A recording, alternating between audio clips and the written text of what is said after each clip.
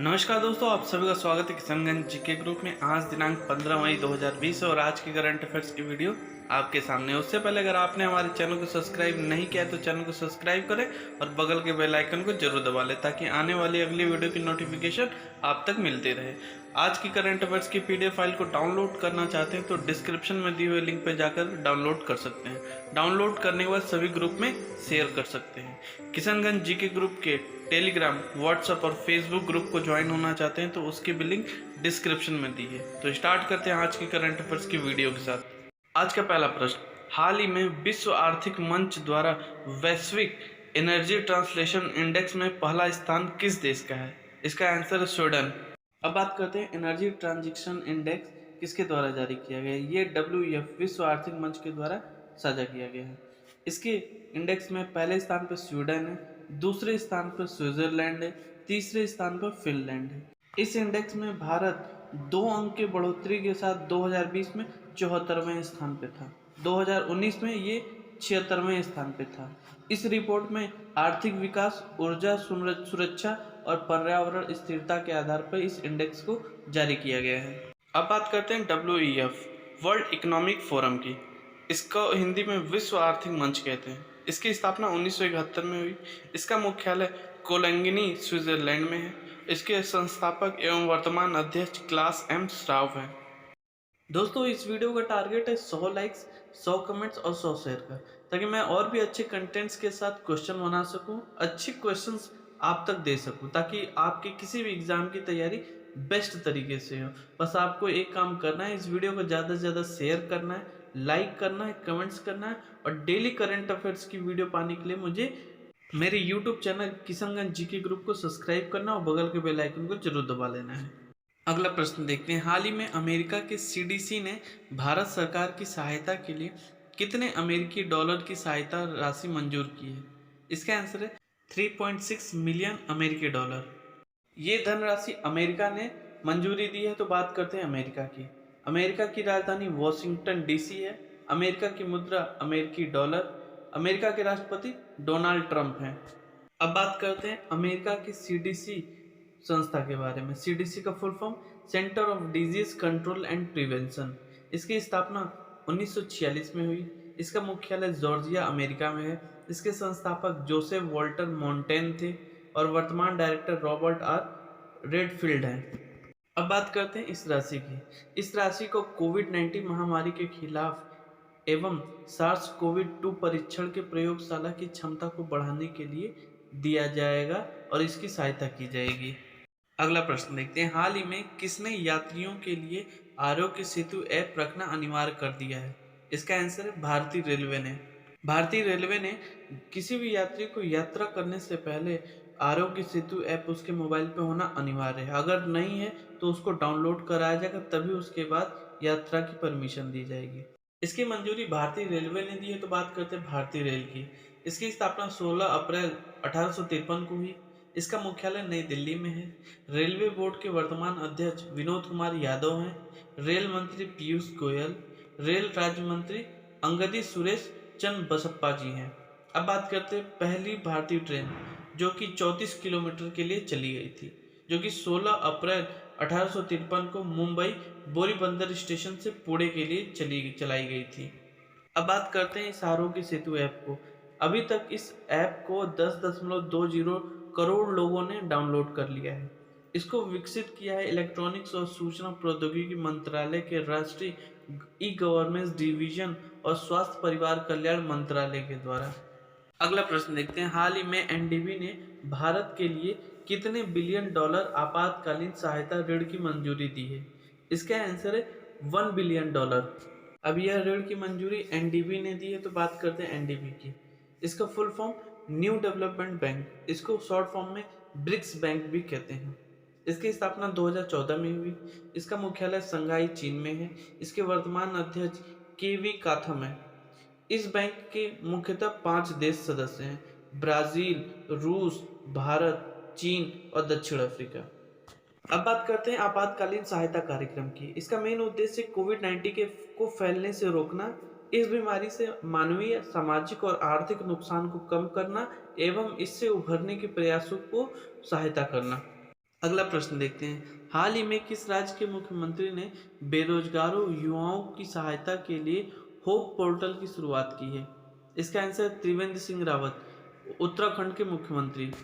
अब इस पोर्टल की शुरुआत उत्तराखंड के मुख्यमंत्री ने की है, तो बात करते हैं उत्तराखंड की। उत्तराखंड के मुख्यमंत्री त्रिवेंद्र सिंह रावत, राज्यपाल बेबी रानी मौर्य, राजधानी देहरादून। उत्तराखंड में ही जिम कॉर्बेट नेशनल पार्क है, जो कि 1935 में भारत का सबसे पुराना नेशनल पार्क है। अब बात करते हैं उत्तराखंड के कुछ महत्वपूर्ण प्रश्न के बारे में। उत्तराखंड को फूलों की घाटी कहा जाता है। जब भी फूलों की घाटी की बात आएगी तो शांत घाटी केरल की बात भी जरूर होगी। ये दोनों क्वेश्चन बहुत इंपॉर्टेंट, इसे एक जगह नोट करके याद कर लें। अब बात करते हैं होप पोर्टल की। इसका फुल फॉर्म है हेल्पिंग आउट पीपुल एवरीवेयर। इस पोर्टल का प्रयोग राज्य के पढ़ने वाले युवाओं के लिए, जो कि हाल में ही राज्य में लौटे, उनके लिए किया जाएगा। इस प्लेटफॉर्म का प्रयोग बेरोजगार युवाओं को नौकरी की तलाश करने एवं कौशल विकास माध्यम से इनको प्रशिक्षण देने का काम करेगा। युवाओं को प्रशिक्षण के बाद मुख्यमंत्री स्वरोजगार योजना से जोड़ा जाएगा। अगला प्रश्न देखते हैं, हाल ही में किसके द्वारा इम्यूनिटी बढ़ाने के लिए स्पुरुला ग्राउंडनट चिक्की तैयार की गई है? इसका आंसर है CFTRI के द्वारा। अब बात करते हैं CFTRI, इसका full form centre food technological research institute. इसकी स्थापना 1950 को हुई। इसका मुख्यालय मैसूर कर्नाटक में है। इसके वर्तमान डायरेक्टर डॉक्टर KSMS राधावराओ हैं। अब बात करते हैं इस चिक्की की। इस चिक्की में पोषण तत्व के रूप में विटामिन ए, बीटा कैरोटीन और आसानी से पचने वाले कोलिन है, जिसमें पौष्टिक आहार के रूप में एवं स्वाद के रूप में अच्छे खाने का लुत्फ उठा सकते हैं। अगला प्रश्न देखते हैं, हाल ही में ग्रैमी पुरस्कार विजेता बेट्टी राइट का निधन हुआ है, वह कौन थी? इसका आंसर है वह सोल सिंगर थी। अब बात करते हैं सोल सिंगर बेट्टी राइट का। इनका मूल नाम बेसी रेजेना नॉरिस है। ये 23 वर्ष की उम्र में इन्होंने एक गाना गाया था, इसका सॉन्ग था वेयर इज द लव। इसी गाने के लिए इनको ग्रैमी पुरस्कार से नवाजा गया था।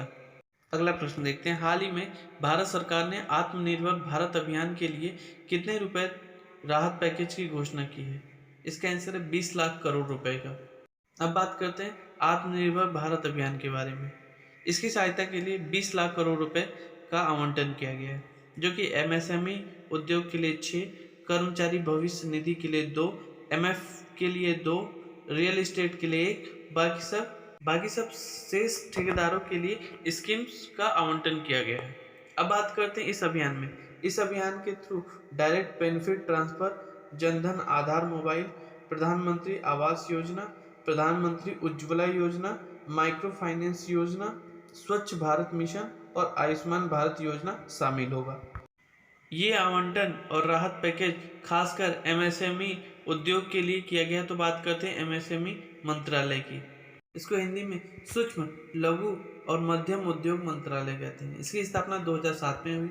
इसका मुख्यालय नई दिल्ली में है और केंद्रीय मंत्री नितिन गडकरी हैं। केंद्रीय राज्य मंत्री प्रताप चंद्र सारंगी हैं। अब बात करते हैं इस योजना के अंतर्गत सूक्ष्म उद्योग को 1 करोड़ तक का निवेश एवं 5 करोड़ तक का कारोबार करने की अनुमति है। लघु उद्योग को 10 करोड़ का निवेश एवं 50 करोड़ तक का कारोबार करने की अनुमति है। मध्यम वर्ग को 200 करोड़ का निवेश एवं 100 करोड़ तक का कारोबार करने की अनुमति होगी। अगला प्रश्न देखते हैं, हाल ही में किस राज्य सरकार ने 2022 तक ग्रामीण क्षेत्र के सभी घर तक जल जीवन मिशन लागू करने की योजना तैयार की है? इसका आंसर है उपयुक्त दोनों। जम्मू कश्मीर प्रशासन और हरियाणा सरकार ने इस योजना को लागू करने का फैसला लिया है। अब बात करते हैं हरियाणा सरकार की। हरियाणा सरकार अपने प्रदेश में कुल 28,94,000 घर को कवर करेगा, जिसमें अभी तक 18,83,000 घर को नल से कनेक्ट कर दिया है। इसके लिए 44 NAB मान्यता प्राप्त प्रयोगशाला की मदद ली जा रही है।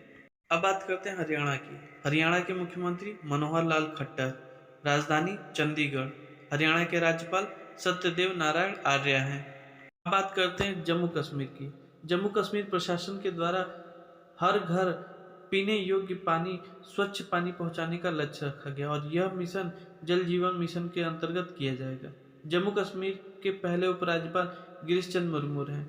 इस परियोजना में जम्मू कश्मीर ने 680 करोड़ रुपए दिए हैं। जम्मू कश्मीर के द्वारा 98 जल प्रशिक्षण प्रयोगशाला की भी मदद ली जा रही है। जम्मू कश्मीर प्रशासन के द्वारा 18,17,000 परिवारों को इस योजना के अंतर्गत जोड़ा जाएगा, जब तक कि 5,75,000 परिवार को इस योजना के अंतर्गत हर घर नल का प्रावधान के अंतर्गत नल को जोड़ दिया गया है और इस परियोजना के अंतर कवर कर लिया गया है। अब बात करते हैं जल जीवन मिशन जल शक्ति मंत्रालय के अंतर्गत आता है। तो बात करते हैं जल शक्ति मंत्रालय। इसकी स्थापना मई 2019 को हुई। इसका मुख्यालय नई दिल्ली में है। केंद्रीय मंत्री गजेंद्र सिंह शेखावत हैं। केंद्रीय राज्य मंत्री रतनलाल कटारिया जी हैं। अगला प्रश्न देखते हैं, हाल ही में स्वचालित शोषण सहायता उपकरण सुंदरम वेटांगो को किसने विकसित किया है? इसका आंसर उपर्युक्त सभी IIT Madras, Sundaram medical foundation और टीवीएस ग्रुप के संयुक्त टीम के द्वारा इस उपकरण को सुंदरम वेटांगो को विकसित किया गया है। अब बात करते हैं टीवीएस ग्रुप की। टीवीएस ग्रुप की स्थापना 1911 में हुई। इसका मुख्यालय मदुरई तमिलनाडु में है। टीवीएस ग्रुप के संस्थापक टीवी सुंदरम अयंगर हैं। अब बात करते हैं सुंदरम मेडिकल फाउंडेशन की। इसकी स्थापना 1994 में हुई। इसका मुख्यालय चेन्नई में है। इसके संस्थापक डॉक्टर रंगराजन हैं। अब बात करते हैं स्वचालित सोशल सहायता उपकरण सुंदरम वेटांगो के। इसको AMU बैग के माध्यम से रोगियों को सांस लेने में सहायता प्राप्त होगी। अगला प्रश्न देखते हैं, हाल ही में किस भारतीय खिलाड़ी को राष्ट्रीय डोपिंग विरोधी एजेंसी अनुशासन पैनल में शामिल किया गया है? इसका आंसर है अखिल कुमार को। अखिल कुमार को नाडा के अनुशासन पैनल में शामिल किया है। तो बात करते हैं नाडा की। नाडा का full form national anti doping agency. इसकी स्थापना 2005 में हुई। इसका मुख्यालय नई दिल्ली में है। इसके वर्तमान महानिदेशक अनिल अग्रवाल हैं। नाडा का आदर्श व खेल मेला। बात करते हैं अखिल कुमार की। अखिल कुमार भारतीय मुक्केबाज हैं जो राष्ट्रमंडल में स्वर्ण पदक विजेता हैं। अभी वर्तमान में ACP सहायक पुलिस आयुक्त गुरुग्राम हरियाणा में तैनात हैं। अब बात करते हैं इनको कौन कौन से पुरस्कार मिला है। इनको अर्जुन पुरस्कार भी मिल चुका है। नाडा के राष्ट्रीय पर्यवेक्षक के रूप में 2017 से 2019 में कार्य कर चुके हैं और इनको 2020 में पुनः पर्यवेक्षक के रूप में इनको नियुक्त किया गया है। अगला प्रश्न देखते हैं, हाल ही में भारतीय पुरातत्व सर्वेक्षणों की नई महानिदेशक किसे नियुक्त किया गया है? इसका आंसर है वी विद्यावती। वी विद्यापति को भारतीय पुरातत्व सर्वेक्षण का महानिदेशक नियुक्त किया गया है। तो बात करते हैं ASI भारतीय पुरातत्व सर्वेक्षण की। इसकी स्थापना 1861 में हुई। इसका मुख्यालय नई दिल्ली में है। भारतीय पुरातत्व सर्वेक्षण के संस्थापक अलेक्जेंडर कनिंघम हैं। वर्तमान महानिदेशक वी विद्यापति हैं। बात करते हैं वी विद्यापति, ये एक IAS ऑफिसर है जो कि 1981 बैच के कर्नाटक कैट के IAS ऑफिसर हैं। इनका नया पद भारतीय पुरातत्व सर्वेक्षण के महानिदेशक पद है जो 12 मई 2020 से लागू होगा। ये पूर्व पद भारत सरकार के अतिरिक्त सचिव पद पे कार्यभार संभाली हुई थी।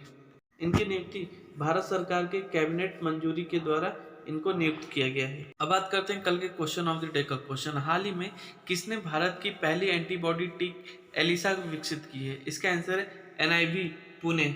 NIV का पूरा नाम नेशनल इंस्टीट्यूट ऑफ वायरोलॉजी।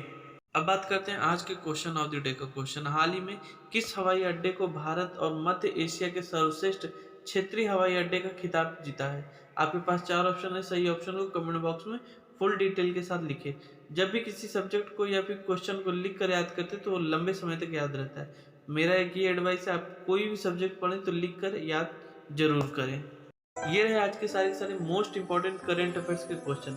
मुझे पूरा भरोसा है आपको यह वीडियो काफ़ी पसंद आया होगा, इसीलिए अभी तक आपने हमारे चैनल को सब्सक्राइब नहीं किया है तो चैनल को सब्सक्राइब करें और बगल के बेल आइकन को जरूर दबा लें ताकि आने वाली अगली वीडियो की नोटिफिकेशन मिलती रहे। दोस्तों, मैं इस वीडियो को काफ़ी मेहनत करके बनाता हूँ, तो आपसे बस एक ही रिक्वेस्ट है, इस वीडियो को ज़्यादा से ज़्यादा शेयर करें, लाइक करें, कमेंट्स करें और सभी ग्रुप में शेयर करें। तो मिलते हैं कल के करंट अफेयर्स की वीडियो के साथ, तब तक धन्यवाद।